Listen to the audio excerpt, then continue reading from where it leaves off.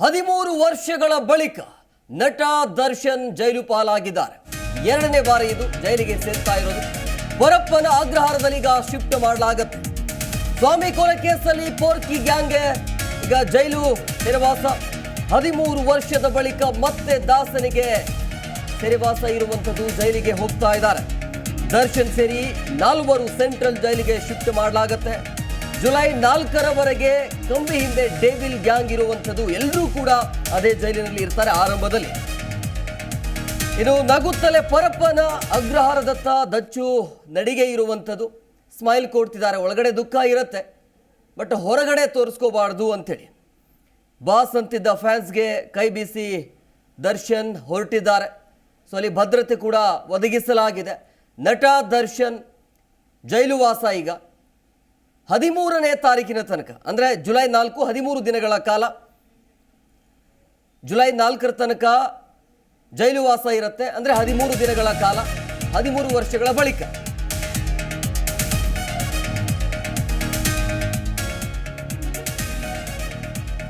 ಕೆಲವೇ ಕ್ಷಣಗಳಲ್ಲಿ ಪರಪ್ಪನ ಅಗ್ರಹಾರಕ್ಕೆ ದರ್ಶನ್ ಅವರು ಹೊರಡ್ತಾರೆ. ದರ್ಶನ್ ಅಗ್ರಹಾರ ಸಮೀಪದಲ್ಲಿ ತಗಡು ಗ್ಯಾಂಗ್ ಇರುವಂಥದ್ದು. ಈಗಾಗಲೇ ಒಂದು ಬ್ಯಾಚ್ ಇದೆ ಅಲ್ಲಿ, ಈಗ ಇನ್ನೊಂದು ಬ್ಯಾಚು. ದರ್ಶನ್, ಧನರಾಜ್, ವಿನಯ್, ಪ್ರದೋಷ್ ಅವರಿಗೆ ಶಿಫ್ಟ್ ಮಾಡಲಾಗುತ್ತೆ. ಸೆಂಟ್ರಲ್ ಜೈಲ್ ಬಳಿ ಪೊಲೀಸ್ ಪಡೆಯಲ್ಲಿ ಕಟ್ಟೆಚ್ಚರ ವಹಿಸಲಾಗಿದೆ. ಯಾಕಂದರೆ ಅಭಿಮಾನಿಗಳು ಬರುವಂಥ ಸಾಧ್ಯತೆ ಇರುತ್ತೆ. ಅಭಿಮಾನಿ ಬರೋದಕ್ಕಿಂತ ಹೆಚ್ಚಾಗಿ ಈ ಟೀಮ್ನ ನೋಡೋದಕ್ಕೆ ಜನ ಹೆಚ್ಚಾಗಿ ಬರ್ತಾರೆ, ಹೇಗಿರ್ತಾರೆ ಅಂತೇಳಿ. ಸೊ ಹಾಗಾಗಿ ಕಟ್ಟೆಚ್ಚರ ವಹಿಸಲಾಗಿದೆ. ಸಂಜೆ ವೇಳೆಗೆ ಆರೋಪಿಗಳಿಗೆ ಖೈದಿ ನಂಬರ್ ಕೊಡುವಂಥ ಸಾಧ್ಯತೆ ಇರುತ್ತೆ. ಈಗಾಗಲೇ ಈ ಕೊಲೆ ಗ್ಯಾಂಗ್ ಇದೆಯಲ್ಲ, ದರ್ಶನ್ ಗ್ಯಾಂಗ್, ಡಿ ಗ್ಯಾಂಗ್, ಒಟ್ಟು 13 ಆರೋಪಿಗಳು ಈಗ ಜೈಲು ವಾಸ ಇರುವಂಥದ್ದು. ಈಗಾಗಲೇ ಒಂದು ಬ್ಯಾಚ್ ಹೋಗಿದೆ, ಪವಿತ್ರ ಸೇರಿ 10 ಜನ. ಉಳಿದಿರುವಂಥ 3-4 ಜನ ಏನಿದ್ದಾರಲ್ಲ ದರ್ಶನ್ ಹಾಕ್ಕೊಂಡು, ಸೊ ಈಗ ಅವರು ಕೂಡ ಪರಪ್ಪನ ಅಗ್ರಹಾರಕ್ಕೆ ಶಿಫ್ಟ್ ಆಗ್ತಾರೆ. ಇನ್ನೇನು ಕೆಲವೇ ಕ್ಷಣಗಳಲ್ಲಿ ಕೋರ್ಟಿಂದ ನೇರವಾಗಿ ಪರಪ್ಪನ ಅಗ್ರಹಾರದತ್ತ ಕರೆದುಕೊಂಡು ಬರ್ತಾರೆ. ಅಲ್ಲಿ ಸಾಕಷ್ಟು ಜನ ಸೇರಿದ್ದಾರೆ. ಕೋರ್ಟ್ ಬಳಿ ಜನ ನೋಡೋದಕ್ಕೆ ಬಂದಿದ್ದಾರೆ. ಅಭಿಮಾನಿಗಳು ಆಗಿರ್ಬೋದು, ಅಥವಾ ಹೇಗಿರ್ತಾರಪ್ಪ ಟಿ ವಿಯಲ್ಲಿ ನೋಡಿದ್ದೀವಿ, ಬಟ್ ಯಾವ ರೀತಿಯಾಗಿ ಇರ್ತಾರೆ ಅನ್ನೋದು ನೋಡೋದು ಕುತೂಹಲ ಸಹಜವಾಗಿ ಇರುತ್ತೆ. ಇನ್ನು ಬಹಳ ಮುಖ್ಯವಾಗಿ ಈ ಕೋರ್ಟಲ್ಲಿ ದರ್ಶನ್ ಪರವಾಗಿ ವಾದವನ್ನು ಮಾಡಿರುವಂಥ ವಕೀಲರು ಕೂಡ ಮಾತನಾಡಿದ್ದಾರೆ. ಅಂದರೆ ಇವತ್ತು ಏನಾಯಿತು ಅನ್ನೋದ್ರ ಬಗ್ಗೆ ಕೇಳೋಣ ಬನ್ನಿ. ಆರೋಪಿಯನ್ನ 8ನೇ ಆರೋಪಿಯನ್ನ 19ನೇ ತಾರೀಕಿನಂದು ನ್ಯಾಯಾಂಗ ಬಂಧನಕ್ಕೆ ಒಪ್ಪಿಸಿರ್ತಾರೆ ಮನೆ ನ್ಯಾಯಾಧೀಶರು. ನೋಡಿ, ಈ 8ನೇ ಆರೋಪಿಗೆ ಸಂಬಂಧಪಟ್ಟಂತೆ ಒಂದು ರಿಟ್ ಅರ್ಜಿಯನ್ನ ಇವತ್ತು ನಾವು ಕರ್ನಾಟಕ ಉಚ್ಚ ನ್ಯಾಯಾಲಯದಲ್ಲಿ ನಾವು ಸಲ್ಲಿಸಿದ್ದೇವೆ. ಈ ರಿಟ್ ಅರ್ಜಿಯಲ್ಲಿ ಬಂಧನ ಮತ್ತು ರಿಮಾಂಡ್ ಅನ್ನ ರದ್ದು ಕೋರಿ ನಾವು ರಿಟ್ ಅರ್ಜಿಯನ್ನ ಸಲ್ಲಿಸಿದ್ದೀವಿ. ಮುಖ್ಯವಾದ ವಿಚಾರ ಅಂದ್ರೆ 8ನೇ ಆರೋಪಿಯನ್ನ 19ನೇ ತಾರೀಕಿನಂದು ನ್ಯಾಯಾಂಗ ಬಂಧನಕ್ಕೆ ಒಪ್ಪಿಸಿರ್ತಾರೆ ಮನೆ ನ್ಯಾಯಾಧೀಶರು. ನೋಡಿ, ಈ 8ನೇ ಆರೋಪಿಗೆ ಸಂಬಂಧಪಟ್ಟಂತೆ ಒಂದು ರಿಟ್ ಅರ್ಜಿಯನ್ನ ಇವತ್ತು ನಾವು ಕರ್ನಾಟಕ ಉಚ್ಚ ನ್ಯಾಯಾಲಯದಲ್ಲಿ ನಾವು ಸಲ್ಲಿಸಿದ್ದೇವೆ. ಈ ರಿಟ್ ಅರ್ಜಿಯಲ್ಲಿ ಬಂಧನ ಮತ್ತು ರಿಮಾಂಡ್ ಅನ್ನ ರದ್ದು ಕೋರಿ ನಾವು ರಿಟ್ ಅರ್ಜಿಯನ್ನ ಸಲ್ಲಿಸಿದ್ದೀವಿ. ಮುಖ್ಯವಾದ ವಿಚಾರ ಅಂದ್ರೆ 8ನೇ ಆರೋಪಿಯನ್ನ 19ನೇ ನಟ ದರ್ಶನ್ ತಂಡದಿಂದ ಅಭಿಮಾನಿ ಕೊಲೆ ಪ್ರಕರಣಕ್ಕೆ ಸಂಬಂಧಪಟ್ಟಂತೆ ಪರಪ್ಪನ ಅಗ್ರಹಾರದಲ್ಲಿ ಆರೋಪಿಗಳು ಈಗ ಹೋಗ್ತಾ ಇರುವಂಥದ್ದು. ಒಂದೇ ಜೈಲಿನಲ್ಲಿದ್ದರೆ ಒಳಸಂಚು ಮಾಡುವಂಥ ಸಾಧ್ಯತೆ ಇರುತ್ತೆ. ಹಾಗಾಗಿ ಕೆಲ ಆರೋಪಿಗಳನ್ನು ಬೇರೆ ಬೇರೆ ಜೈಲಿಗೆ ಶಿಫ್ಟ್ ಮಾಡೋದಕ್ಕೆ ಮನವಿ ಕೂಡ ಮಾಡಲಾಯಿತು. ಶಿಫ್ಟ್ ಮಾಡುವ ಆದೇಶವನ್ನು ಈಗ ನ್ಯಾಯಾಧೀಶರು ಕಾಯ್ದಿರಿಸಿದ್ದಾರೆ. ಅಂದರೆ ಸೋಮವಾರಕ್ಕೆ ಮುಂದೂಡಿಕೆ ಮಾಡಿರುವಂಥದ್ದು. ವಿಚಾರಣೆ ಈಗ ಸೋಮವಾರಕ್ಕೆ ಕೋರ್ಟ್ ಮುಂದೂಡಿದೆ. ಸೊ ಹಾಗಾಗಿ ಬಹಳ ಮುಖ್ಯವಾಗಿ ಅಂದರೆ ಈ ಎಲ್ಲ ಆರೋಪಿಗಳು ಒಂದೇ ಕಡೆ ಇದ್ದರೆ ಗಲಾಟೆ ಆಗ್ಬೋದು, ಅಥವಾ ಪ್ಲಾನಿಂಗ್ ನಡೀಬಹುದು ಇವರ ಮಧ್ಯೆ. ಎಲ್ಲ ನಿನ್ನಿಂದನೇ ಆಯಿತು, ಅದು ಇದು ಬೇರೆ ಏನಾದರೂ ಚರ್ಚೆ ಆಗ್ಬೋದು. ಹಾಗಾಗಿ ಆ ಅವಕಾಶ ಮಾಡೋದು ಬೇಡ ಅಂತೇಳಿ ಮನವಿಯನ್ನು ಮಾಡಲಾಗಿತ್ತು. ಬೇರೆ ಕಡೆ ಅವರಿಗೆ ಶಿಫ್ಟ್ ಮಾಡಬೇಕು ಅಂತೇಳಿ. ಆದರೆ ಈ ಒಂದು ವಿಚಾರಣೆ ಇದೆಯಲ್ಲ, ಅದು ಸೋಮವಾರಕ್ಕೆ ಆಗುತ್ತೆ. ಸೊ ಬಹಳ ಮುಖ್ಯವಾಗಿ ಇವತ್ತು ಏನೇನು ಆಯಿತು ಅನ್ನೋದ್ರ ಬಗ್ಗೆ ನಮ್ಮ ಪ್ರತಿನಿಧಿ ಡೀಟೇಲ್ಸನ್ನು ಕೊಡ್ತಾ ಹೋಗ್ತಾರೆ. ವಿಶ್ವನಾಥ್ ನೇರ ಸಂಪರ್ಕದಲ್ಲಿದ್ದಾರೆ. ವಿಶ್ವನಾಥ್, ಅಂದ್ಕೊಂಡಿದ್ವಿ ಅಂದರೆ ಮತ್ತೆ ಅವರಿಗೆ ಕಸ್ಟಡಿ ಅಂತಲೂ ಕೇಳೋದಿಲ್ಲ, ಯಾಕಂದರೆ ಈಗಾಗಲೇ ಎಲ್ಲ ವಿಚಾರಣೆ ಕೂಡ ಮುಕ್ತಾಯ ಆಗಿದೆ. ಈಗ ನೇರವಾಗಿ ಪರಪ್ಪನ ಅಗ್ರಹಾರದತ್ತ ಈಗ ಹೋಗ್ತಾ ಇದ್ದಾರೆ. ಸೊ ಅಲ್ಲಿ ಕೋರ್ಟ್ ಮುಂಭಾಗದಲ್ಲಿ ಜನ ಇದ್ದಾರಾ, ಹೇಗೆ ಅವ್ರನ್ನ ಕರ್ಕೊಂಡು ಬರುವಂಥ ಪ್ರಯತ್ನ ಯಾವ ರೀತಿಯಾಗಿ ನಡೀತಾ ಇದೆ, ಸೊ ವಾದ ಪ್ರತಿವಾದ ಹೇಗಾಯಿತು ಅಂತೇಳಿ ಇವತ್ತು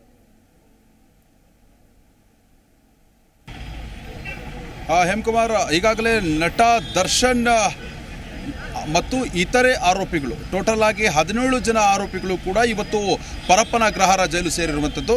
ಇವತ್ತು ಕಸ್ಟಡಿ ಆದ ಹಿನ್ನೆಲೆಯಲ್ಲಿ ದರ್ಶನ್ ಆದಿಯಾಗಿ ಪ್ರದೋಷ್, ಧನರಾಜ್ ಮತ್ತು ಕಾರ್ತಿಕ್ ಏನಿದ್ದಾರೆ 4 ಜನ ಆರೋಪಿಗಳನ್ನು ಕೂಡ ಸರಿಯಾಗಿ 3:30 ಸುಮಾರಿಗೆ ಕೋರ್ಟ್ಗೆ ಕರೆತರಲಾಗುತ್ತೆ.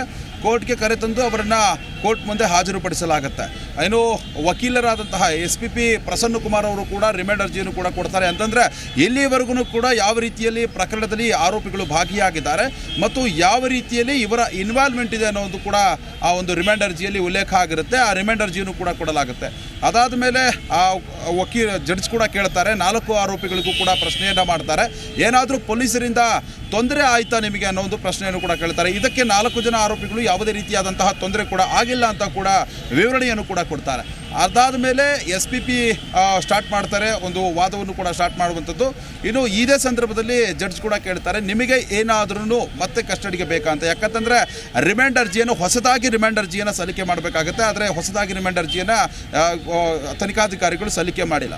ಹೀಗಾಗಿ ಈ ಒಂದು ಪ್ರಕರಣದಲ್ಲಿ ಇವತ್ತು ನಾವು ಅಂದುಕೊಂಡ ಹಾಗೆ ಯಾವುದೇ ರೀತಿಯಲ್ಲೂ ಕೂಡ ಆರೋಪಿಗಳನ್ನು ಮತ್ತೆ ಕಸ್ಟಡಿಗೆ ಕೇಳುವಂತಹ ಕೆಲಸವನ್ನು ಅಧಿಕಾರಿಗಳು ಮಾಡಲಿಲ್ಲ. ನೇರವಾಗಿ ಆದೇಶವನ್ನು ಕೂಡ ಹೊರಡಿಸುವಂತಹ ಕೆಲಸವನ್ನು ಇವತ್ತು ಜಡ್ಜ್ ಮಾಡಿರುವಂಥದ್ದು. ನ್ಯಾಯಾಧೀಶರು ಒಂದು ಆದೇಶವನ್ನು ಕೂಡ ಹೊರಡಿಸಿರುವಂಥದ್ದು. 14 ದಿನಗಳ ಕಾಲ ದರ್ಶನ್, ಕಾರ್ತಿಕ್ ಮತ್ತು ಧನರಾಜ್ ಹಾಗೆಯೇ ಮತ್ತೊಬ್ಬ ಆರೋಪಿ ವಿನಯ್ ಏನಿದ್ದಾನೆ ಈತನಿಗೆ ನೇರವಾಗಿ ಪರಪ್ಪನ ಅಗ್ರಹಾರ ಜೈಲಿಗೆ ಕಳಿಸುವಂಥ ಕೆಲಸ ಕೂಡ ಆಗುತ್ತೆ. ಆದರೆ ಇದೇ ಸಂದರ್ಭದಲ್ಲಿ SPP ಅವರು ಕೂಡ ಒಂದು ಮನವಿಯನ್ನು ಸಲ್ಲಿಕೆ ಮಾಡ್ತಾರೆ. ಈ ಆರೋಪಿಗಳನ್ನು ಬೇರೆ ಬೇರೆ ಜೈಲಿನಲ್ಲಿ ಇಡಬೇಕು ಅಂತಂದರೆ ತುಮಕೂರು ಜೈಲಾಗಿರ್ಬೋದು ಮತ್ತು ಪರಪ್ಪನ ಅಗ್ರಹಾರ ಜೈಲಾಗಿರ್ಬೋದು, ಆ ಎಲ್ಲ ಕಡೆಯಲ್ಲೂ ಕೂಡ ಡಿವೈಡ್ ಮಾಡಿ ಇವರನ್ನು ಇಡಬೇಕು ಅನ್ನೋ ಒಂದು ಮನವಿಯನ್ನು ಕೂಡ ಸಲ್ಲಿಕೆ ಮಾಡ್ತಾರೆ. ಅದಕ್ಕೆ ಆರಂಭದಲ್ಲಿ ಜಡ್ಜ್ ಕೂಡ ಅಸ್ತು ಅಂತಾರೆ. ಆದರೆ ಕೆಲವೇ ಕ್ಷಣಗಳಲ್ಲಿ ಮತ್ತೊಮ್ಮೆ ಆರೋಪಿಗಳ ಪರ ವಕೀಲರು ಕೂಡ ಇದಕ್ಕೆ ಅಬ್ಜೆಕ್ಷನ್ ಅನ್ನು ಸಲ್ಲಿಸ್ತಾರೆ. ಅಬ್ಜೆಕ್ಷನ್ ಸಲ್ಲಿಕೆ ಮಾಡಿದಂತಹ ಸಂದರ್ಭದಲ್ಲಿ ಈ ಒಂದು ಆದೇಶ ಏನಿದೆ ಅದನ್ನು ಸೋಮವಾರಕ್ಕೂ ಕೂಡ ಜಡ್ಜ್ ಮುಂದೂಡಿರುವಂಥದ್ದು. ಸೋಮವಾರಕ್ಕೆ ಈ ಆರೋಪಿಗಳ ಬಗ್ಗೆ ಅಂತಂದರೆ ಬೇರೆ ಬೇರೆ ಜೈಲಿನಲ್ಲಿ ಇವರನ್ನು ಇಡಬೇಕಾ ಬೇಡವಾ ಅನ್ನೋ ಒಂದು ಆದೇಶವನ್ನು ಕೂಡ ಮುಂದೂಡಿರುವಂಥದ್ದು. ಈಗ ಸದ್ಯಕ್ಕೆ ದರ್ಶನ್ ಆದಿಯಾಗಿ 4 ಜನ ಆರೋಪಿಗಳೇನಿದ್ರಲ್ಲ ಅವರನ್ನು ಪರಪ್ಪನ ಅಗ್ರಹಾರ ಜೈಲಿಗೆ ಕಳುಹಿಸುವಂತಹ ಕೆಲಸವನ್ನು ಕೂಡ ಅಧಿಕಾರಿಗಳು ಮಾಡಿರುವಂಥದ್ದು. ಈಗಾಗಲೇ ಇಲ್ಲಿಂದ ಹೊರಟಿರುವಂಥದ್ದು. ಇನ್ನು ಆ ಕೋರ್ಟ್ನ ಹೊರಗಡೆ ಭಾಗದಲ್ಲಿ ಕಂಪ್ಲೀಟ್ ಆಗಿ ಆ ದರ್ಶನ್ ಅಭಿಮಾನಿಗಳು ಕೂಡ ಸೇರಿದ್ರು. ಅವರನ್ನು ಕಂಪ್ಲೀಟ್ ಆಗಿ ಇಲ್ಲಿಂದ ಕಳುಹಿಸುವಂತಹ ಕೆಲಸವನ್ನು ಕೂಡ ಈಗ ಪೊಲೀಸ್ ಅಧಿಕಾರಿಗಳು ಮಾಡಿರುವಂಥದ್ದು. ಇಲ್ಲಿ ಪ್ರಮುಖವಾಗಿ ಬೇರೆ ಬೇರೆ ಜೈಲುಗಳಲ್ಲಿ ಆರೋಪಿಗಳನ್ನು ಯಾಕೆ ಇಡಬೇಕು ಅಂತ ಹೇಳಿ SPP ಅವರು ಮನವಿ ಮಾಡಿದ್ರು ಅಂತ ಹೇಳೋದಾದರೆ, ಈ ಮೊದಲೇ ಒಂದು 4-5 ದಿನಗಳ ಹಿಂದೆ ಜಿ ಕನ್ನಡ ನ್ಯೂಸ್ ಒಂದು ಸುದ್ದಿಯನ್ನು ಕೂಡ ಬ್ರೇಕ್ ಮಾಡಿತ್ತು. ಒಂದೇ ಕಡೆಯಲ್ಲಿ ಈ ಆರೋಪಿಗಳು ಇದ್ದಂತಹ ಸಂದರ್ಭದಲ್ಲಿ ಗಲಾಟೆಯಾಗುವಂತಹ ಸಾಧ್ಯತೆ ಕೂಡ ಇರುತ್ತೆ ಮತ್ತು ಈ ಒಂದು ಕೇಸ್ನಿಂದ ಪ್ರಕರಣದಿಂದ ಮುಕ್ತಿಯಾಗೋದಕ್ಕೆ ಏನೆಲ್ಲ ಸಂಚುಗಳನ್ನು ಕೂಡ ಮಾಡಬಹುದಾದಂತಹ ಸಾಧ್ಯತೆಗಳು ಕೂಡ ಇರುತ್ತೆ ಅನ್ನೋ ಒಂದು ಹಿನ್ನೆಲೆಯಲ್ಲಿ ಈ ರೀತಿಯಾಗಿ ಕೋರ್ಟ್ಗೂ ಕೂಡ ಮನವರಿಕೆ ಮಾಡುವಂತಹ ಕೆಲಸವನ್ನು ಕೂಡ ಮಾಡಿರುವಂಥದ್ದು. ಇದರ ಮುಂದುವರಿದ ಭಾಗವಾಗಿ ನಟ ದರ್ಶನ್ ಅವರಿಗೆ ಅನೇಕ ರೀತಿಯಲ್ಲಿ ರೌಡಿ ಶೀಟರ್ಗಳ ಪರಿಚಯ ಕೂಡ ಇರುವಂಥದ್ದು. ದರ್ಶನ್ ಅವರಿಗೆ ಪರಿಚಯ ಇರುವಂತಹ ರೌಡಿ ಶೀಟರ್ಗಳು ಕೂಡ ಪರಪ್ಪನ ಅಗ್ರಹಾರ ಜೈಲಿನಲ್ಲೇ ಇದ್ದಾರೆ. ಹೀಗಾಗಿ ಅವರೊಂದಿಗೆ ಸೇರಿಕೊಂಡು ಮಾತನಾಡೋದಾಗಿರ್ಬೋದು ಮತ್ತು ಬೇರೆ ಬೇರೆ ರೀತಿಯಲ್ಲೂ ಕೂಡ ಈ ಪ್ರಕರಣದಿಂದ ಮುಕ್ತಿ ಹೊಂದೋದಕ್ಕೆ ಏನೆಲ್ಲ ಮಾಡ್ಬೋದು ಅದನ್ನೆಲ್ಲ ಮಾಡಬಹುದಾದಂತಹ ಸಾಧ್ಯತೆಗಳು ಇದೆ ಅನ್ನೋ ಒಂದು ಹಿನ್ನೆಲೆಯಲ್ಲಿ ಅಧಿಕಾರಿಗಳು ಕೂಡ ಬೇರೆ ಕಡೆ ಇವರನ್ನು ಶಿಫ್ಟ್ ಮಾಡಬೇಕು, ಬೇರೆ ಬೇರೆ ಜೈಲಿನಲ್ಲಿ ಇಡಬೇಕು ಅಂತ ಕೂಡ ಒಂದು ಮನವರಿಕೆ ಮಾಡಿಕೊಡುವಂತಹ ಕೆಲಸವನ್ನು ಕೂಡ ಮಾಡಿದರು. ಮತ್ತು ಈ ಉಳಿದ ಆರೋಪಿಗಳೇನಿದ್ದಾರೆ ಅವರು ಕೂಡ ಕಂಪ್ಲೀಟ್ ಆಗಿ ಬ್ಯಾರಕ್ನಲ್ಲಿ ಇದ್ದಂತಹ ಸಂದರ್ಭದಲ್ಲಿ ಒಬ್ಬರಿಗೊಬ್ಬರು ಬಡಿದಾಡಿಕೊಳ್ಳುವಂತಹ ಸಂದರ್ಭ ಕೂಡ ಎದುರಾಗುತ್ತೆ. ಯಾಕಂತಂದರೆ ಪ್ರಕರಣದಲ್ಲಿ 17 ಜನ ಆರೋಪಿಗಳಿದ್ದಾರೆ.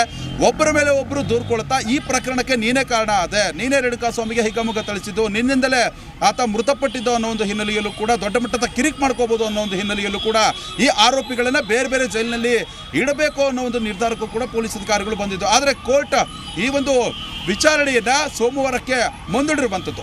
ಒಟ್ಟಾರೆಯಾಗಿ ಇಷ್ಟು ದಿನ 12 ದಿನಗಳ ಕಾಲ ಕಸ್ಟಡಿಯಲ್ಲಿ ಇದ್ದಂತಹ ದರ್ಶನ್ ಗ್ಯಾಂಗ್ ಏನಿದೆ ಈಗ ಪರಪ್ಪನ ಅಗ್ರಹಾರ ಜೈಲು ಸೇರ್ತಾ ಇರುವಂಥದ್ದು. ಇಂದಿನಿಂದ ಸತತವಾಗಿ 14 ದಿನಗಳ ಕಾಲ ಜೈಲಿನಲ್ಲೇ ಕಳಿಬೇಕಾಗುತ್ತೆ, ಜೈಲು ಊಟವನ್ನು ಸೇವಿಸಬೇಕಾಗುತ್ತೆ. ಯಾಕಂತಂದರೆ ಇಲ್ಲಿ ಯಾವುದೇ ರೀತಿಯಲ್ಲೂ ಕೂಡ VIP ಟ್ರೀಟ್ಮೆಂಟ್ ಆಗಿರ್ಬೋದು ಯಾರಿಗೂ ಕೂಡ ಸಿಗೋದಿಲ್ಲ. ಹೀಗಾಗಿ ಇವತ್ತು 17 ಜನ ಆರೋಪಿಗಳು, ಈಗಾಗಲೇ ಇದೇ ಮೊದಲು 13 ಜನ ಆರೋಪಿಗಳಾಗಲೇ ಜೈಲಿನಲ್ಲಿ ಇದ್ದರು. ಈಗ ಈ 4 ಆರೋಪಿಗಳು ದರ್ಶನ್ ಆದಿಯಾಗಿ ಇನ್ನು ಉಳಿದ 4 ಆರೋಪಿಗಳು ಇವತ್ತು ಜೈಲು ಸೇರ್ತಾ ಇರುವಂಥದ್ದು. ಒಟ್ಟಾರೆಯಾಗಿ ಸಾಕ್ಷ್ಯಗಳನ್ನು ಕಲೆಕ್ಟ್ ಮಾಡೋದಾಗಿರ್ಬೋದು, ಟೆಕ್ನಿಕಲ್ ಎವಿಡೆನ್ಸ್ಗಳನ್ನು ಕಲೆಕ್ಟ್ ಮಾಡೋದಾಗಿರ್ಬೋದು, ಸ್ಥಳ ಮಹಜರು ಕಾರ್ಯ ಎಲ್ಲವನ್ನೂ ಕೂಡ 12 ದಿನಗಳಲ್ಲಿ ಈ ಆರೋಪಿಗಳ ವಿರುದ್ಧವಾಗಿ ಸಲುವಾಗಿ ಏನೆಲ್ಲ ಸಾಕ್ಷ್ಯಗಳನ್ನು ಸಂಗ್ರಹ ಮಾಡಬೇಕೋ ಆ ಎಲ್ಲ ಕೆಲಸವನ್ನು ಕೂಡ ಅಧಿಕಾರಿಗಳು ಮಾಡಿರುವಂಥದ್ದು. ಮುಂದಿನ ದಿನಮಾನಗಳಲ್ಲಿ ಏನಾದರೂ ಯಾರಾದ್ರೂ ಈ ಆರೋಪಿಗಳಲ್ಲಿ ತನಿಖೆಗೆ ಅವಶ್ಯಕತೆ ಇದ್ದರೆ ಅವರನ್ನು ಮತ್ತೆ ಬಾಡಿ ವಾರೆಂಟ್ ಮೇಲೆ ವಶಕ್ಕೆ ಪಡೆದು ವಿಚಾರಣೆ ನಡೆಸುವಂತಹ ಕೆಲಸವನ್ನು ಕೂಡ ಅಧಿಕಾರಿಗಳು ಮಾಡ್ತಾರೆ. ಒಟ್ಟಾರೆಯಾಗಿ ಇಷ್ಟು ದಿನ ದೊಡ್ಡ ಸ್ಟಾರ್ ಆಗಿ ಮತ್ತು ದೊಡ್ಡ ನಟನಾಗಿ ಸಿನಿಮಾ ರಂಗದಲ್ಲಿ ಕುಳಿತುಕೊಂಡು ಲಕ್ಷಾಂತರ ಅಭಿಮಾನಿಗಳನ್ನು ಹೊಂದಿದ್ದಂತಹ ದರ್ಶನ್ 13 ವರ್ಷಗಳ ನಂತರ ಮತ್ತೆ ಜೈಲು ಸೇರ್ತಾ ಇದ್ದಾರೆ. ಇನ್ನು ಆ 13 ವರ್ಷಗಳ ಹಿಂದೆ ಆ ನಟ ದರ್ಶನ್ ಅವರು ತಮ್ಮ ಪತ್ನಿಗೆ ಹಲ್ಲೆ ಮಾಡಿದಂತಹ ಪ್ರಕರಣದಲ್ಲಿ ಜೈಲು ಸೇರಿದ್ರು.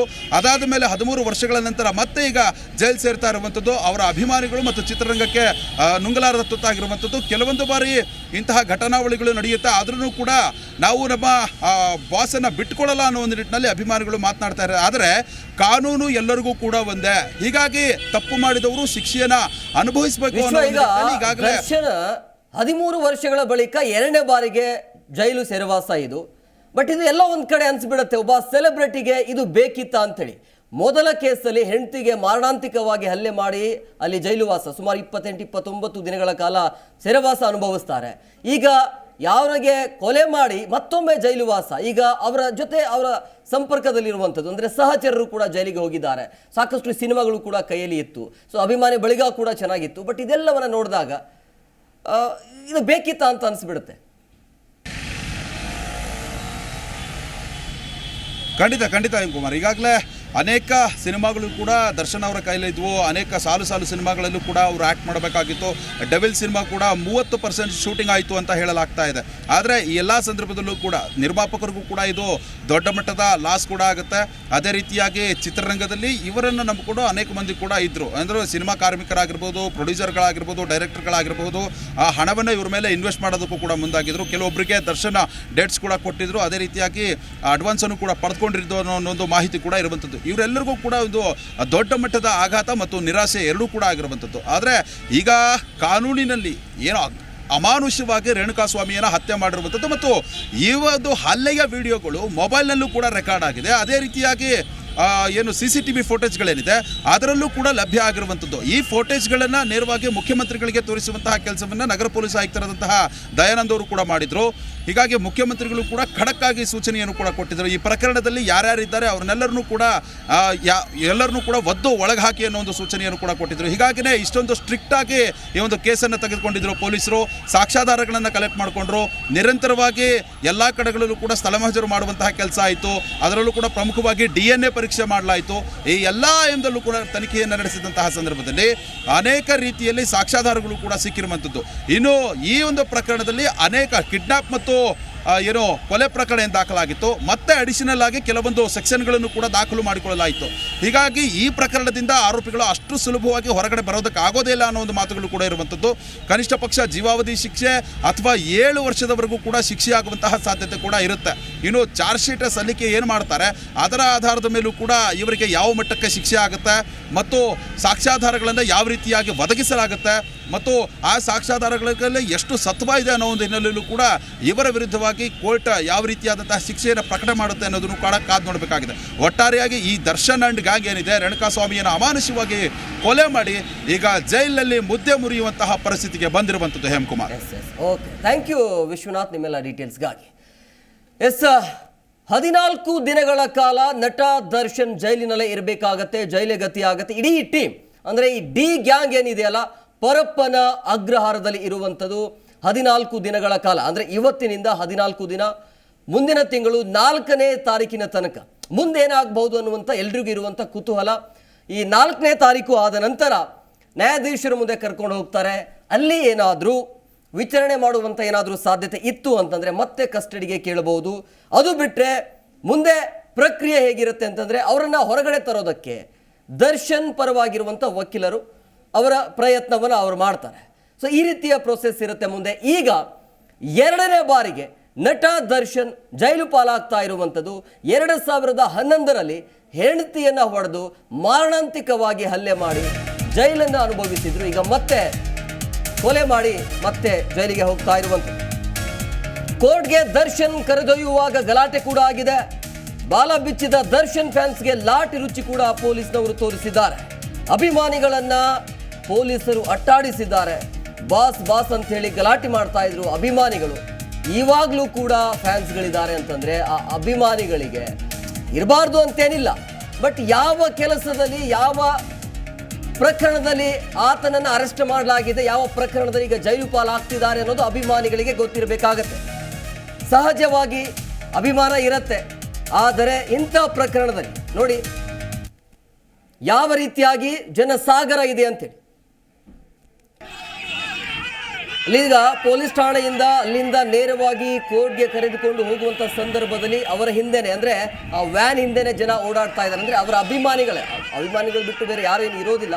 ಅವರ ಅಭಿಮಾನಿಗಳ ಈ ರೀತಿಯಾಗಿ ಆ ವ್ಯಾನ್ ಹಿಂಭಾಗದಲ್ಲಿ ಫಾಲೋ ಮಾಡುವಂಥ ಕೆಲಸವನ್ನು ಅಭಿಮಾನಿಗಳು ಮಾಡಿದ್ದಾರೆ. ಸೊ ಹಾಗಾಗಿ ಆ ಅಭಿಮಾನಿಗಳಿಗೆ ಲಾಠಿ ರುಚಿಯನ್ನು ಲಾಠಿ ಚಾರ್ಜ್ ಮಾಡಿರುವಂಥದ್ದು ಅಲ್ಲಿ ಇದು ಆರಂಭದಲ್ಲಿ, ಅಂದರೆ ಪೊಲೀಸ್ ಸ್ಟೇಷನಿಂದ ಹೋಗುವಂಥ ಸಂದರ್ಭದಲ್ಲಿ ಅಲ್ಲಿಂದ ಕೋರ್ಟ್ ತನಕ ಕೂಡ ಜನಸಾಗರ ಇದೆ. ಅಂದರೆ ಒಂದು ಕುತೂಹಲ ಇರ್ಬೋದು, ಏನಾಗ್ಬೋದು ಇವತ್ತು ದರ್ಶನ್ ಭವಿಷ್ಯ ಏನಿರ್ಬೋದು, ಏನಾಗ್ಬೋದು ಅಂತೇಳಿ ಸಹಜವಾಗಿ ಜನ ನೋಡಲಿಕ್ಕೆ ಬಂದಿರಬಹುದು. ಅಭಿಮಾನಿಗಿಂತ ಅವ್ರನ್ನ ನೋಡೋದಕ್ಕೆ ಬಂದಿರುವಂಥ ಜನನೇ ಜಾಸ್ತಿ ಇರ್ತಾರೆ. ಬಟ್ ಈ ಟೈಮಲ್ಲಿ ಬಹಳ ಅಂದರೆ ಬಹಳ ಎಚ್ಚರವನ್ನು ವಹಿಸಬೇಕಾಗತ್ತೆ. ಯಾಕಂದರೆ ಬಹಳ ಗಂಭೀರವಾಗಿರುವಂಥ ಪ್ರಕರಣ ಇದು. ಆ ಕುಮಾರಸ್ವಾಮಿಗೆ, ರೇಣುಕಾ ಸ್ವಾಮಿಗೆ ಯಾವ ರೀತಿಯಾಗಿ ಚಿತ್ರಹಿಂಸೆಯನ್ನು ಕೊಟ್ಟಿದ್ರು ಅನ್ನೋದು ಕೂಡ ನಿಮಗೆ ಗೊತ್ತಿರುವಂಥ ವಿಚಾರ. ಸೊ ಹಾಗಾಗಿ ಈ ಪ್ರಕರಣದಲ್ಲಿ ಬೇರೆ ಬೇರೆ ರೀತಿಯಾದ ಆಯಾಮದ ಮುಖಾಂತರ ತನಿಖೆ ಆಗ್ತಾ ಇದೆ. ಅಂತಿಮವಾಗಿ ಎಲ್ಲ ಮುಗಿದು ಈಗ ಜೈಲು ಪಾಲಾಗ್ತಿದ್ದಾರೆ.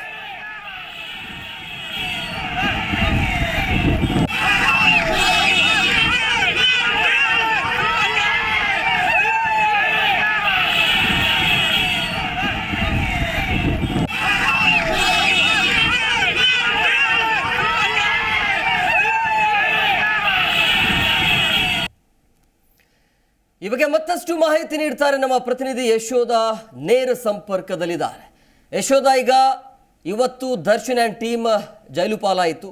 ಸೊ ಈಗ 13-14 ದಿನಗಳ ಕಾಲ ಜೈಲಿನಲ್ಲಿ ಇರಬೇಕಾಗತ್ತೆ. ಈಗ ಮುಂದೆ ಇರುವಂಥದ್ದು ಈ ನಿರ್ದೇಶಕರು ಆಗಿರ್ಬೋದು, ನಿರ್ಮಾಪಕರು ಆಗಿರ್ಬೋದು, ಅಥವಾ ದರ್ಶನ್ ನಂಬಿ ಬಂಡವಾಳ ಮಾಡಿರುವಂಥ ನಿರ್ಮಾಪಕರ ಪರಿಸ್ಥಿತಿ ಏನು ಅಂತೇಳಿ. ಯಾಕಂದರೆ ಅವರ ಕೈಯಲ್ಲಿ ಸಾಕಷ್ಟು ಸಿನಿಮಾಗಳ ಲಿಸ್ಟೇ ಇತ್ತು. ಇನ್ನೇನು ತೆರೆ ಮುಂಭಾಗದಲ್ಲಿ, ತೆರೆಯ ಮೇಲೆ ಡೆವಿಲ್ ಸಿನಿಮಾ ಬರಬೇಕಾಗಿತ್ತು. ಬಟ್ ಮುಂದೆ ಹೇಗಿರುತ್ತೆ ಅಂಥೇಳಿ ಅವರ ಪರಿಸ್ಥಿತಿ ಏನು ಅಂತ, ಇವ್ರ ನಂಬಿ ದುಡ್ಡು ಕೊಟ್ಟಿದ್ದವರು, ದುಡ್ಡು ಹಾಕಿದವರ ಪರಿಸ್ಥಿತಿ. ಎಸ್ ಹೇಮಕುಮಾರ್, ಇವತ್ತು ಈಗಾಗಲೇ ಪರಪ್ಪನ ಅಗ್ರಹಾರಕ್ಕೆ ಚಾಲೆಂಜಿಂಗ್ ಸ್ಟಾರ್ ದರ್ಶನ್ ಅವರು ತಲುಪಿದ್ದಾಗಿದೆ. ಸೊ ಗಮನಿಸಬಹುದು, ಚಾಲೆಂಜಿಂಗ್ ಸ್ಟಾರ್ ದರ್ಶನ್ ಅಂತ ಬಂದಾಗ ಅವರು ಡಿ ಬಾಸ್ ಅಂತ ಕರೀತಾರೆ ಅಭಿಮಾನಿಗಳು, ಪ್ರೀತಿಯಿಂದ ದಾಸ ಅಂತ ಕರೀತಾರೆ, ಕರಿಯ ಅಂತ ಕರೀತಾರೆ, ದಚ್ಚು ಅಂತ ಕರೀತಾರೆ, ಜೊತೆಗೆ ಬಾಕ್ಸ್ ಆಫೀಸ್ ಸುಲ್ತಾನ್ ಅಂತಲೂ ಕೂಡ ದರ್ಶನ್ ಅವ್ರನ್ನ ಕರೀತಾರೆ. ಸೊ ಕಂಪ್ಲೀಟ್ ಆಗಿ ನಿಮ್ಗೆ ಗೊತ್ತಿರೋ ಹಾಗೆ ಇದೇ ಡಿಸೆಂಬರ್ 25ಕ್ಕೆ ಬಹುನಿರೀಕ್ಷೆಯ ಡೆವಿಲ್ ಸಿನಿಮಾ ರಿಲೀಸ್ ಆಗಬೇಕಾಗಿತ್ತು. ಆ ಸಿನಿಮಾದ ಶೂಟಿಂಗ್ ವೇಳೆಯಲ್ಲಿ ಇರುವಂತಹ ಸಂದರ್ಭದಲ್ಲೇ ಈ ರೇಣುಕಾ ಸ್ವಾಮಿ, ಅಮಾಯಕ ರೇಣುಕಾ ಸ್ವಾಮಿಯ ಕೇವಲ ಯಾವುದೋ ಒಂದು ಸಂದೇಶಕ್ಕೋಸ್ಕರ ಕರೆಸಿ ಹೊಡೆದು ಬಡ್ದು ಬರ್ಬರವಾಗಿ ಆ ಒಂದು ಡಿ ಗ್ಯಾಂಗ್ ಅವ್ರನ್ನ ಹತ್ಯೆ ಮಾಡ್ತು. ಅದಾದ ಬಳಿಕ ಬ್ಯಾಕ್ ಟು ಬ್ಯಾಕ್ 3 ಸತಿ ಪೊಲೀಸ್ ಕಸ್ಟಡಿಗೆ ಅವ್ರಿಗೆ ಹೋಗ್ತಾರೆ. ಇವತ್ತು ಫೈನಲಿ ಇದೀಗ ಜುಲೈ 4ರವರೆಗೆ ಅವರನ್ನು ನ್ಯಾಯಾಂಗ ಬಂಧನಕ್ಕೆ ಒಪ್ಪಿಸಲಾಗಿದೆ. ಈಗ ಎದ್ದಿರೋ ಪ್ರಶ್ನೆ ಏನಪ್ಪ ಅಂತ ಹೇಳಿದ್ರೆ, ಎಲ್ಲರಿಗೂ ಕೂಡ ಆತಂಕ ಶುರುವಾಗಿರೋದೇನಪ್ಪ ಅಂತ ಹೇಳಿದ್ರೆ, ಅದರಲ್ಲೂ ಕೂಡ ಡೈರೆಕ್ಟರ್ಗಳು, ಪ್ರೊಡ್ಯೂಸರ್ಗಳು, ಜೊತೆಗೆ ಚಿತ್ರರಂಗದಲ್ಲಿ ಒಂದಷ್ಟು ಜನರಿಗೆ ಭಯ ಶುರುವಾಗಿದೆ. ಯಾಕಂತ ಹೇಳಿದ್ರೆ, ದರ್ಶನ್ ಅವರನ್ನ ನಂಬಿ ನಾವು ಕೋಟಿ ಹಣವನ್ನು ಹಾಕಿದ್ದೀವಿ, ಏನಪ್ಪ ಮಾಡೋದು, ಡೆವಿಲ್ ಸಿನಿಮಾದ ಕತೆ ಏನು? ನಾನು ಆಗ್ಲಿಂದ ಹೇಳ್ತಾ ಇದ್ದೆ, ಬೆಳಗಿನಿಂದಲೂ ಕೂಡ ಹೇಳ್ತಾ ಇದ್ದೆ, 5 ವರ್ಷಗಳ ಕಾಲ ಚಾಲೆಂಜಿಂಗ್ ಸ್ಟಾರ್ ದರ್ಶನ್ ಅವರ ಕಾಲ್ ಶೀಟ್ ಕಂಪ್ಲೀಟ್ ಆಗಿ ಫುಲ್ ಆಗಿತ್ತು. ಬ್ಯಾಕ್ ಟು ಬ್ಯಾಕ್ ವರ್ಷಕ್ಕೆ 2 ಸಿನಿಮಾಗಳನ್ನು ಕೊಡಬೇಕು ಅಂತ ಹೇಳಿ ಅವರು ಆಲ್ರೆಡಿ ನಿರ್ಧಾರವನ್ನು ಮಾಡಿದ್ರು. ಜೊತೆಗೆ ಅವರ ಟೀಮ್ ಏನಿತ್ತು, ಅವರ ಬಳಗ ಏನಿತ್ತು, ಚಿತ್ರರಂಗದ ಫ್ರೆಂಡ್ಸ್ ಏನಿದ್ರು, ಅವ್ರಿಗೆಲ್ರಿಗೂ ಕೂಡ ಸಲಹೆಯನ್ನು ಕೂಡ ಕೊಟ್ಟಿದ್ರು. ಏನಪ್ಪ ಅಂತ ಹೇಳಿದ್ರೆ, ವರ್ಷಕ್ಕೆ ನೀವೆಲ್ಲರೂ ಕೂಡ 2 ಸಿನಿಮಾ ಕೊಡಬೇಕು ಇಂಡಸ್ಟ್ರಿಗೆ ಅಂತ ಹೇಳಿ. ಅಂಥವರು ಇದೀಗ ಪರಪ್ಪನ ಅಗ್ರಹಾರವನ್ನು ಸೇರಿರುವಂಥದ್ದು. ಈ ಹಿನ್ನೆಲೆಯಲ್ಲಿ ಗೊತ್ತೇ ಇದೆ ನಿಮಗೆ, ಡೆವಿಲ್ ಅಂತ ಬಂದಾಗ 22 ಕೋಟಿ ಹಣವನ್ನು ಅವರು ಸಂಭಾವನೆಯಾಗಿ ಪಡ್ಕೊಂಡಿದ್ದಾರೆ. ಅದರಲ್ಲಿ ಅರ್ಧದಷ್ಟು ಹಣವನ್ನು ಪಡ್ಕೊಂಡಿದ್ದಾರೆ ಅಂತ ಹೇಳಲಾಗ್ತಾ ಇದೆ. ಈಗ ಅವ್ರಿಗೂ ಕೂಡ ಭಯ ಶುರುವಾಗಿದೆ. ಡೆವಿಲ್ ರಿಲೀಸ್ ಆಗುತ್ತೆ ಅಂತ ಹೇಳಿ ಎಲ್ಲರೂ ಕೂಡ ತುಂಬ ಖುಷಿಯಿಂದ ಕಾಯ್ತಾ ಇದ್ರು. ಅದರಲ್ಲಿ ಅವರ ಅಭಿಮಾನಿಗಳಾಗಿರ್ಬೋದು, ಚಿತ್ರರಂಗಕ್ಕೆ ಈ ಡೆವಿಲ್ ಸಿನಿಮಾ ಬೇರೆಯದೇ ಲೆವೆಲ್ನ ಒಂದು ಹವಾವನ್ನು ಕ್ರಿಯೇಟ್ ಮಾಡಿ ಕೊಡ್ತಾ ಇತ್ತು ಅಂತ ಎಲ್ಲರೂ ಕೂಡ ಅಂದ್ಕೊಂಡಿದ್ರು. ಆದರೆ ಇಂತಹ ಸಂದರ್ಭದಲ್ಲಿ ದರ್ಶನ್ ಅವರು ಜೈಲು ಪಾಲಾಗಿದ್ದು ಎಲ್ರಿಗೂ ಕೂಡ ನೋವು ತಂದಿದೆ. ಅದರಲ್ಲೂ ಕೂಡ ಅವರನ್ನು ನಂಬಿ ಹಣವನ್ನು ಹಾಕಿದಂತಹ ಪ್ರೊಡ್ಯೂಸರ್ಗಳಿಗೆ ಆತಂಕ ಶುರುವಾಗಿದೆ. ಹಿಂಗಾದರೆ ಹೆಂಗೆ ಗುರು, ನಾವು ಅವ್ರನ್ನ ನಂಬಿ ಹಣವನ್ನು ಹಾಕ್ಬಿಟ್ಟಿದ್ದೀವಿ ಅಂತ ಹೇಳಿ ಅವರೆಲ್ಲರೂ ಕೂಡ ತಲೆ ಮೇಲೆ ಕೈ ಹೊತ್ತು ಕುಳಿತಿರುವಂಥ ಕುಳಿತುಕೊಳ್ಳುವಂಥ ಪರಿಸ್ಥಿತಿ ನಿರ್ಮಾಣ ಆಗಿದೆ ಅಂತ ಹೇಳಿದ್ರೆ ತಪ್ಪಾಗೋದಿಲ್ಲ. ಇದರ ಜೊತೆಗೆ ಅವರನ್ನು ನೋಡಬೇಕು ಅಂತ ಹೇಳಿ ಮೊನ್ನೆಯಿಂದಲೂ ಯಾವಾಗ ಅವರು ಅರೆಸ್ಟ್ ಆದರೂ ಅವತ್ತಿನಿಂದ ಇವತ್ತಿನವರೆಗೂ ಕೂಡ ಸಾಕಷ್ಟು ಸಂಖ್ಯೆಯಲ್ಲಿ ಅವರ ಅಭಿಮಾನಿಗಳು ಜೈಲ್ ಹತ್ರ ಬರ್ತಾ ಇದ್ರು, ಅವ್ರನ್ನ ಕೋರ್ಟಿಗೆ ಕರ್ಕೊಬಂದ್ರೆ ಕೋರ್ಟ್ ಹತ್ರ ಬರ್ತಾ ಇದ್ರು. ಈ ಹಿನ್ನೆಲೆಯಲ್ಲಿ ಯಾವುದೇ ರೀತಿಯ ಅಹಿತಕರ ಘಟನೆಗಳು ನಡೀಬಾರ್ದು ಅನ್ನೋ ಕಾರಣಕ್ಕೋಸ್ಕರ ಪೊಲೀಸ್ ಕಂಪ್ಲೀಟ್ ಭದ್ರತೆ ಇತ್ತು. ಜೊತೆಗೆ ಅವರ ಅಭಿಮಾನಿಗಳನ್ನ ಚದುರಿಸುವ ಉದ್ದೇಶದಿಂದ ಮೊನ್ನೆಯಿಂದಲೂ ಕೂಡ ಪೊಲೀಸರು ಕೂಡ ದೊಡ್ಡ ತಲೆನೋವಾಗಿತ್ತು. ಲಾಠಿ ಪ್ರಹಾರ ಕೂಡ ನಡೆದು ಹೋಯಿತು. ಒಟ್ಟಿನಲ್ಲಿ ಇವತ್ತು ಏನು ನಮ್ಮ ಚಾಲೆಂಜಿಂಗ್ ಸ್ಟಾರ್ ದರ್ಶನ್ ಅವರು ಅಂದರೆ ಅವರ ಅಭಿಮಾನಿಗಳಿಗೆ ಒಂಥರ ನೋವನ್ನೇ ಕೊಟ್ಟಿದ್ದಾರೆ ಅಂತಲೇ ಹೇಳಬಹುದು. ಇಷ್ಟೊಂದು ಕ್ರೌರ್ಯವನ್ನು ಮೆರೆಯುವ ಅಗತ್ಯ ಇರಲಿಲ್ಲ ಅಂತ ಕೂಡ ಮಾತನಾಡ್ಕೊಳ್ತಾ ಇದ್ದಾರೆ. ಸೊ ಈಗ ಅವರು ಜೈಲು ಪಾಲಾಗಿದ್ದಾಗಿದೆ. ಇನ್ನು ಇನ್ನೊಂದು ವಿಚಾರ, ದರ್ಶನ್ ಅವರ ಭವಿಷ್ಯ ಅಂತ ಬಂದಾಗ ಇದುವರೆಗೂ ದರ್ಶನ್ ಅರೆಸ್ಟ್ ಆದ ಮೇಲೆ ಅವರ ಫ್ಯಾಮಿಲಿ ಕಡೆಯಿಂದ ಯಾರು ಕೂಡ ಬಹುಶಃ ಬಂದಿಲ್ಲ. ಅವರ ಫ್ರೆಂಡ್ ಸರ್ಕಲ್ ಆಗಿರ್ಬೋದು, ಅವರು ಕೂಡ ಬಂದು ಹೇಗಿದ್ದಾರೆ ಅಂತ ಹೇಳಿ ನೋಡ್ಲಿಕ್ಕೆ ಕೂಡ ಬಂದಿಲ್ಲ. ಮತ್ತೊಂದು ಕಡೆ ಅಭಿಮಾನಿಗಳ ಅತಿರೇಕದ ವರ್ತನೆ ನೋಡ್ತಾ ಇದ್ರೆ, ಇದರ ಜೊತೆಗೆ ಈ ಒಂದು ವೇಳೆ ಫಿಲ್ಮ್ ಚೇಂಬರ್ ಇಂದ ಏನಾದರೂ ನಿರ್ಧಾರಕ್ಕೆ ಬಂದಿದ್ದೇ ಆದಲ್ಲಿ, ಈ ರೀತಿ ಘಟನೆ ಆದಾಗ ಅವ್ರನ್ನ ಬ್ಯಾನ್ ಮಾಡುವಂಥ ನಿರ್ಧಾರಕ್ಕೆ ಬಂದಿದ್ದೇ ಆದಲ್ಲಿ ಮುಂದೆ ಬಹುಶಃ ದರ್ಶನ್ ಅವರ ಬದುಕು ಹೇಗಾಗಿರ್ಬಹುದು ಅಂತ ಹೇಳಿದ್ರೆ ಸಿನಿಮಾ ರಂಗದಿಂದ. ಎಸ್, ಹೇಮಕುಮಾರ್ ಬ್ಯಾನ್ ವಿಚಾರಕ್ಕೆ ಸಂಬಂಧಪಟ್ಟಂತೆ ಎಲ್ಲರೂ ಕೂಡ ಹೇಳಿದಾಗಿದೆ. ಜಗ್ಗೇಶ್ ಅವರನ್ನ ಅಣ್ಣವರ ಕಾಲದಲ್ಲಿ ಯಾವುದೋ ವಿಚಾರಕ್ಕೆ ಸಂಬಂಧಪಟ್ಟಂತೆ ಅವರನ್ನ ಬ್ಯಾನ್ ಮಾಡಿದಂತಹ ಸಂದರ್ಭದಲ್ಲಿ ಅಣ್ಣವರು ಅವತ್ತೇ ಹೇಳಿದಾರಂತೆ, ಯಾರನ್ನು ಯಾವತ್ತೂ ಯಾರು ಕೂಡ ಬ್ಯಾನ್ ಮಾಡುವ ಹಾಗಿಲ್ಲ ಅಂತ ಹೇಳಿ ಅವತ್ತೇ ಹೇಳಿದ್ದಾರೆ. ಸೊ ಇಲ್ಲಿ ಮುಖ್ಯವಾಗಿ ಫಿಲಮ್ ಚೇಂಬರ್ನಲ್ಲೂ ಕೂಡ ಅದೇ ಹೇಳ್ತಾ ಇರುವಂಥದ್ದು, ಬ್ಯಾನ್ಗೆ ಸಂಬಂಧಪಟ್ಟಂತೆ ನಾವು ನಿರ್ಧಾರವನ್ನು ಮಾಡೋದಕ್ಕೆ ಸಾಧ್ಯ ಇಲ್ಲ, ಅದು ಅಷ್ಟು ಈಸಿ ಇಲ್ಲ ಅಂತ.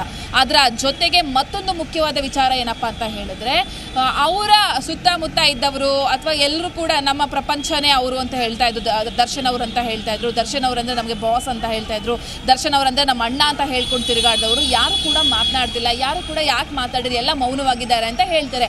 ಆದರೆ ಮತ್ತೊಂದು ರೀಸನ್ ಇವಾಗ ಸಿಕ್ಕಿರೋದೇನಪ್ಪ ಅಂತ ಹೇಳಿದ್ರೆ, ದರ್ಶನ್ ಅವರು ಪವಿತ್ರ ಅವ್ರ ಜೊತೆ ಇಟ್ಕೊಂಡಂತಹ ಗೆಳೆತನ ಅವ್ರಿಗೆ ಯಾರಿಗೂ ಕೂಡ ಇಷ್ಟ ಇರಲಿಲ್ಲ ಅನ್ನೋದು ಕೂಡ ಸಿಗ್ತಾ ಇರುವಂಥ ಮಾಹಿತಿ. ಈ ಸಂದರ್ಭದಲ್ಲಿ ನಾವು ಏನಾದರೂ ಮಾತನಾಡ್ಬಿಟ್ರೆ ಇದು ರಾಂಗ್ ಮೆಸೇಜ್ ಹೋಗ್ಬಿಡ್ಬಹುದು ಅನ್ನೋ ಉದ್ದೇಶದಿಂದ ಯಾರು ಕೂಡ ಮಾತನಾಡೋದಕ್ಕೆ ಇಷ್ಟಪಡ್ತಾ ಇಲ್ಲ ಅನ್ನೋ ಮಾಹಿತಿ ಕೂಡ ಸದ್ಯ ಸಿಗ್ತಾ ಇರುವಂಥದ್ದು. ಆದರೆ ಪ್ರತಿಯೊಬ್ಬರು ಕೂಡ ಏನಾಗ್ತಾ ಇದೆ ದರ್ಶನ್ ಅವರ ವಿಚಾರಕ್ಕೆ ಸಂಬಂಧಪಟ್ಟಂತೆ, ಕೇಸ್ ಏನಾಗ್ತಾ ಇದೆ, ಏನು ಎತ್ತ ಅನ್ನೋದಕ್ಕೆ ಸಂಬಂಧಪಟ್ಟಂತೆ ಎಲ್ಲರೂ ಕೂಡ ಅಬ್ಸರ್ವೇಷನಲ್ಲಿ ಇದ್ದಾರೆ ಅಂತ ಕೂಡ ಹೇಳಲಾಗ್ತಿದೆ. ಬಟ್ ಒಂದಷ್ಟು ಜನ ಮೌನವನ್ನು ಮುರಿದಿದ್ದಾರೆ. ನಮ್ಮ ದರ್ಶನ್ ಈ ಥರ ಮಾಡ್ತಾರ, ದರ್ಶನ್ ಅವರು ಅಲ್ಲ, ಇದು ದರ್ಶನ್ ಅವರು ಈ ಥರ ಮಾಡೋದಕ್ಕೆ ಸಾಧ್ಯ ಇಲ್ಲ, ದರ್ಶನ್ ಅವರ ಸುತ್ತಮುತ್ತ ಇರುವಂತಹ ಗ್ಯಾಂಗ್ ಏನಿದೆ ಅದು ಅವರನ್ನ ಕೆಡಿಸಿದೆ, ಅದನ್ನ ಬಿಟ್ಟರೆ ಇದು ದರ್ಶನ್ ಅವರು ವೈಯಕ್ತಿಕವಾಗಿ ಈಗ ಮಾಡೋದಕ್ಕೆ ಸಾಧ್ಯ ಇಲ್ಲ. ಕೋಪಿಷ್ಟ ಇರಬಹುದು, ಆದರೆ ಅವರು ಈ ರೀತಿಯ ವ್ಯಕ್ತಿತ್ವ ಹೊಂದಿರುವವರು ಅಲ್ಲ ಅನ್ನೋದಕ್ಕೆ ಸಂಬಂಧಪಟ್ಟಂತೆ ಪ್ರತಿಯೊಬ್ಬರು ಕೂಡ ಜೀ ಕನ್ನಡ ನ್ಯೂಸ್ಗೆ ಮಾತನಾಡುವಂಥ ಸಂದರ್ಭದಲ್ಲೂ ಹೇಳಿಕೆಯನ್ನು ಕೊಟ್ಟಿರುವಂಥದ್ದು. ಸೊ ಇನ್ನು ಅವರ ಫ್ಯಾಮಿಲಿ, ಅವರ ಅಮ್ಮ ಆಗಿರ್ಬೋದು, ಅವರ ಬ್ರದರ್ ಅವರಾಗಿರ್ಬೋದು, ಯಾರು ಕೂಡ ಪೊಲೀಸ್ ಠಾಣೆ ಹತ್ರ ಮುಖ ಮಾಡಲಿಲ್ಲ. ಯಾಕೆ ಅನ್ನೋದು ಬಹುದೊಡ್ಡ ಪ್ರಶ್ನೆ ಇದೆ. ಆದರೆ ಇವತ್ತು ಕೋರ್ಟ್ನ ಬಳಿ ಅವರ ಅಕ್ಕನ ಮಗ ಕಾಣಿಸ್ಕೊಂಡ್ರು. ಅಕ್ಕನ ಮಗನ ಮುಖದಲ್ಲಿ ಕಣ್ಣೀರಿತ್ತು. ಅವ್ರ ಕಣ್ಣೀರನ್ನು ಹಾಕಿಕೊಂಡೇ ತೆರಳಿದಂಥ ದೃಶ್ಯಾವಳಿಗಳನ್ನು ಕೂಡ ನಾವು ಆಲ್ರೆಡಿ ನಮ್ಮ ಚಾನೆಲ್ಗೆ ಕಳಿಸಿದ್ದಾಗಿದೆ. ಸೊ ಇದೆಲ್ಲವೂ ಕೂಡ ನೋಡ್ತಾ ಇದ್ರೆ ದರ್ಶನ್ ಅವರ ಅಭಿಮಾನಿಗಳಿಗಂತೂ ಈಗ ಇದೊಂಥರ ನುಂಗಲಾರದ ತುತ್ತಾಗಿದೆ. ದರ್ಶನ್ ಅವರ ಸಿನಿಮಾಗಳನ್ನು ನೋಡಬಹುದು ಅಂತ ಅನ್ಕೊಂಡಿದ್ದಂಥ ಅವರ ಅಭಿಮಾನಿಗಳಿಗೂ ಕೂಡ ಇದು ಸಂಕಟದ ವಿಷಯ ಆಗಿದೆ ಅಂತಾನೆ ಹೇಳ್ಬಹುದು. Hemakumar, okay, thank you Yashoda ನಿಮ್ಮೆಲ್ಲ ಡೀಟೇಲ್ಸ್ಗಾಗಿ. ಈ ಘಟನೆ ಆದ ಮೇಲೆ ಸಹಜವಾಗಿ ದರ್ಶನ್ ಅವರ ಭವಿಷ್ಯ ಏನು, ಮುಂದೆ ಏನಾಗಬಹುದು ಅನ್ನುವಂಥದ್ದು. ಯಾಕಂದರೆ ಯಾವಾಗ ದರ್ಶನ್ ಈ ಪವಿತ್ರ ಜೊತೆಗೆ ಹೆಚ್ಚು ಕ್ಲೋಸ್ ಆಗೋದಕ್ಕೆ ಶುರು ಮಾಡಿದ್ರಲ್ಲ, ಆವಾಗಿಂದ ಅಭಿಮಾನಿಗಳು ಕೂಡ ಬೇಸರವನ್ನು ಹೊರಹಾಕಿದ್ರು. ಪವಿತ್ರ ಅವರ ಜೊತೆಗೆ ಸಂಪರ್ಕ ಇರೋದು ಬೇಡ ಅಂತೇಳಿ ಅದು ಹಂಗಾಯಿತು, ಕಂಟಿನ್ಯೂ ಆಯಿತು. ತದನಂತರ ಏನೋ ಅಶ್ಲೀಲ ಮೆಸೇಜ್ ಕಳಿಸ್ದ ಅಂತೇಳಿ ಈಗ ಕೊಲೆ ಕೂಡ ಆಯಿತು.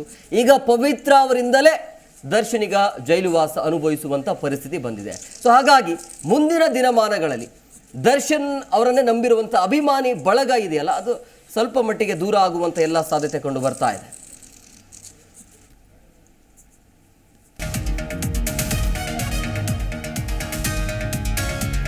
ಪರಪ್ಪನ ಅಗ್ರಹಾರ ಬಳಿ ಡಿಸಿಪಿ ಸಿ ಕೆ ಬಾಬಾ ಈಗ ಆಗಮಿಸಿದ್ದಾರೆ.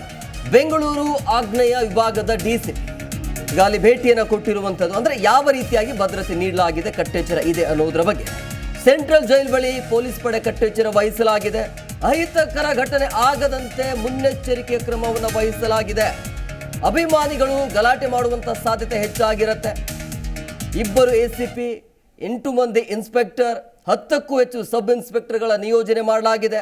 3 KSRP ತುಕಡಿ, 60ಕ್ಕಿಂತ ಹೆಚ್ಚು ಪೊಲೀಸರ ನಿಯೋಜನೆ ಮಾಡಲಾಗಿದೆ. ಯಾಕೆಂದರೆ ಈಗ ಕೋರ್ಟಿಂದ ನೇರವಾಗಿ ಪರಪ್ಪನ ಅಗ್ರಹಾರಕ್ಕೆ ಬರ್ತಾ ಇದ್ದಾರೆ. ಸೊ ಹಾಗಾಗಿ ಅಲ್ಲಿ ಯಾವುದೇ ರೀತಿಯಾಗಿ ಏನು ಸಮಸ್ಯೆ ಆಗಬಾರ್ದು ಅಂಥೇಳಿ ಮುಂಜಾಗ್ರತಾ ಕ್ರಮವಾಗಿ ಅಭಿಮಾನಿಗಳು ಬರುವಂಥ ಸಾಧ್ಯತೆ ಹೆಚ್ಚಾಗಿರುತ್ತೆ. ಸೊ ಹಾಗಾಗಿ ಮುಂಜಾಗ್ರತಾ ಕ್ರಮವಾಗಿ ಏನು ಸಮಸ್ಯೆ ಆಗಬಾರ್ದು ಅಂಥೇಳಿ ಅಲ್ಲಿ ಭದ್ರತೆಯನ್ನು ಕೊಡಲಾಗಿದೆ. 3 KSRP ತುಕಡಿ, 60ಕ್ಕಿಂತ ಹೆಚ್ಚು ಪೊಲೀಸರ ನಿಯೋಜನೆ ಇದೆ. ಸೊ ಹಾಗಾಗಿ ಯಾವುದೇ ರೀತಿಯಾಗಿ ಸಮಸ್ಯೆ ಆಗಬಾರ್ದು ಅಂತೇಳಿ ಸಹಜವಾಗಿ ಸೆಲೆಬ್ರಿಟಿ ಅಂತ ಹೇಳಿದಾಗ ಸಹಜವಾಗಿ ನೋಡಲಿಕ್ಕೆ ಅಥವಾ ಅವರ ಅಭಿಮಾನಿಗಳು ಕೂಡ ಬರ್ತಾರೆ. ಸೊ ಹಾಗಾಗಿ ಅವರನ್ನು ಕಂಟ್ರೋಲ್ ಮಾಡಬೇಕು. ಯಾವುದೇ ರೀತಿಯಾಗಿ ಬೇರೆ ಮೆಸೇಜ್ ಹೋಗೋದು ಬೇಡ ಅಂಥೇಳಿ, ಬೇರೆ ಸಂದೇಶ ರವಾನೆ ಮಾಡೋದು ಬೇಡ. ಹಾಗಾಗಿ ಮುಂಜಾಗ್ರತಾ ಕ್ರಮವಾಗಿ ಬರುವಂತಹ ಜನರಿಗಾಗಿ ಯಾವ ರೀತಿಯಾಗಿ ಕ್ರಮವನ್ನು ಕೈಗೊಳ್ಳಬೇಕು ಅಂಥೇಳಿ. ಸೊ ಪರಪ್ಪನ ಅಗ್ರಹಾರ ಬಳಿ ಈಗಾಗಲೇ DCP CK ಬಾಬಾ ಅವರು ಕೂಡ ಬಂದಿದ್ದಾರೆ. ಸೊ ಸೆಂಟ್ರಲ್ ಜೈಲ್ ಬಳಿಗ ಪೊಲೀಸ್ ಪಡೆ ಕಟ್ಟೆಚ್ಚರವನ್ನು ವಹಿಸಿರುವಂಥದ್ದು, ಅದನ್ನು ಕೂಡ ನೀವು ನೋಡ್ತಾ ಇದ್ದೀರಿ.